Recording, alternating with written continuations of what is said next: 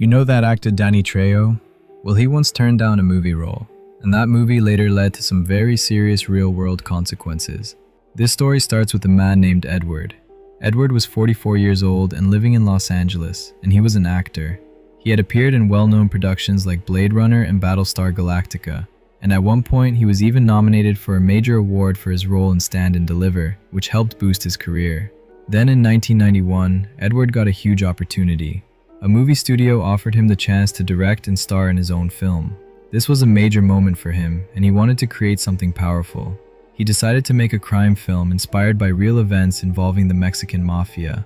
The movie would eventually be called American Me.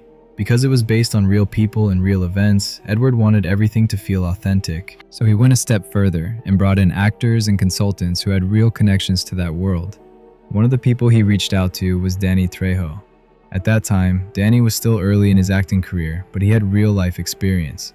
He had spent years in prison earlier in his life and knew many individuals connected to that environment.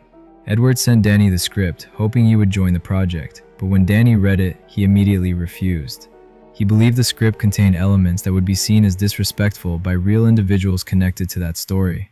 There were scenes and events included that did not happen in real life, but were added for dramatic effect. Danny knew that portraying certain figures in a negative or inaccurate way could lead to serious consequences. He agreed to meet Edward to warn him. When they met, Danny tried to explain how dangerous this could be. He told Edward that making a film about real people while adding fictional and sensitive elements could be taken as disrespect. He advised him to get proper approval from the people involved. Edward responded by saying he had already received permission from a key figure, but that was not true. Later that night, Danny received a call from a well-known leader connected to the group the film was based on. That person made it clear that no permission had been given and that the script was not accurate. This confirmed Danny's concerns. Despite the warning, Edward decided to continue with the film.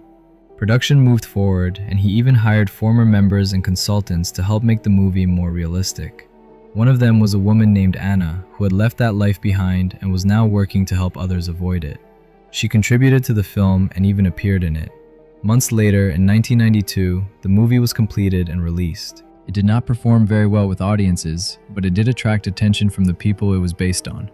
When they saw the film, they were not happy. Certain scenes were viewed as inaccurate and disrespectful.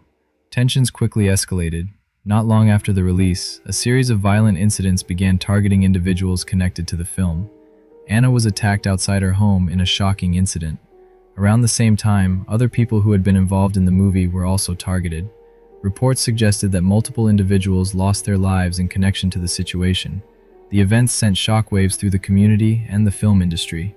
Meanwhile, Edward reportedly became increasingly concerned for his safety. There were claims that he was pressured and monitored in the years following the film's release. Over time, the situation eventually settled, but the damage had already been done.